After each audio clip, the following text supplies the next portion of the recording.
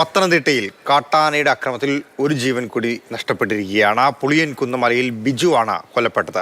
രാത്രി വീടിന് സമീപത്തിറങ്ങിയ കാട്ടാനയെ ഓടിക്കാൻ ശ്രമിക്കുമ്പോഴായിരുന്നു അപകടമുണ്ടായത്.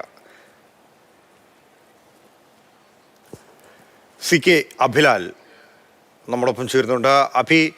മലയോര മേഖല, പ്രത്യേകിച്ച് പത്തനംതിട്ടയുടെ മലയോര മേഖലയിൽ തുടർച്ചയായി ഉണ്ടാകുന്ന വന്യമൃഗ ഭീതിയുണ്ട്.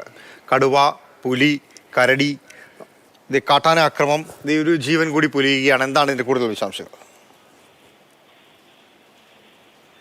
പമ്പ പോലീസ് സ്റ്റേഷൻ പരിധിയിൽ കൊള്ളമല വില്ലേജിന്റെ പരിധിയിൽ വരുന്ന തുലാപ്പള്ളി എന്ന സ്ഥലത്താണ് ഈ അപകടം ഉണ്ടായത്. രാത്രി ഏറെക്കുറെ 1:30 സംഭവം. വീടിന്റെ പിൻവശത്ത് കാട്ടാന എത്തിയത് അറിഞ്ഞ് അദ്ദേഹം അതിനെ ഓടിക്കാൻ വേണ്ടിയുള്ള ശ്രമം നടത്തുന്നതിനിടെയാണ് അപകടം ഉണ്ടായത്. ഇയാളും ഭാര്യയും മാത്രമാണ് വീട്ടിൽ ഉണ്ടായിരുന്നത്. ഈ അപകട വിവരം ഭാര്യ പിന്നീട് ഏറെ നിമിഷത്തിന് ശേഷം ഭർത്താവിനെ മുറിക്കുള്ളിൽ കാണാത്തതിനെ തുടർന്ന് പുറത്തിറങ്ങി നോക്കിയപ്പോൾ മൃതശരീരമാണ് കണ്ടത്.